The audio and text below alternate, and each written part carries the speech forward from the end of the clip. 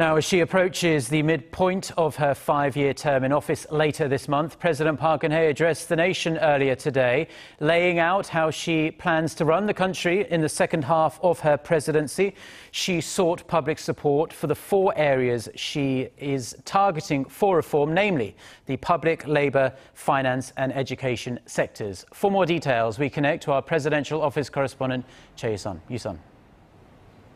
Well, emphasizing that the next 3 to 4 years will be a watershed to the securing soundness of the Korean economy, President Park called on the Korean people to participate in the government's efforts to carry out a set of structural reforms. Referring to the unemployment rate among the country's young people surpassing 10%, the president urged the called for public support for a wage peak system of reducing salaries to hire more new workers, urging members of the older generation to give way to young people. She said addressing the youth unemployment issue would be key to resolving economic and social fallouts from Korea's fast-aging, low-birth society. President Park then called for fairness and flexibility in the labor market, determining employment and wages based on a worker's ability and achievement, and not solely based on job security or how long the worker has been employed. Mark?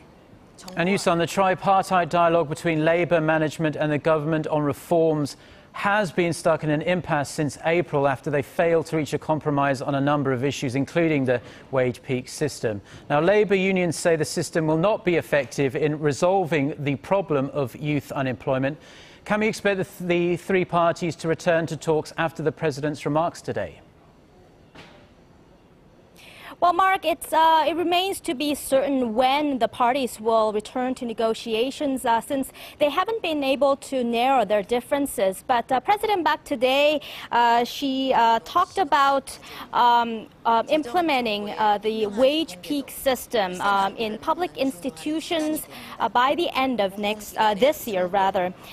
She also called on the parties to resume negotiations while promising measures to boost the social safety net, such as raising unemployment benefits for the unemployed from the current 50% to 60% of their average wage, and supporting them find new jobs.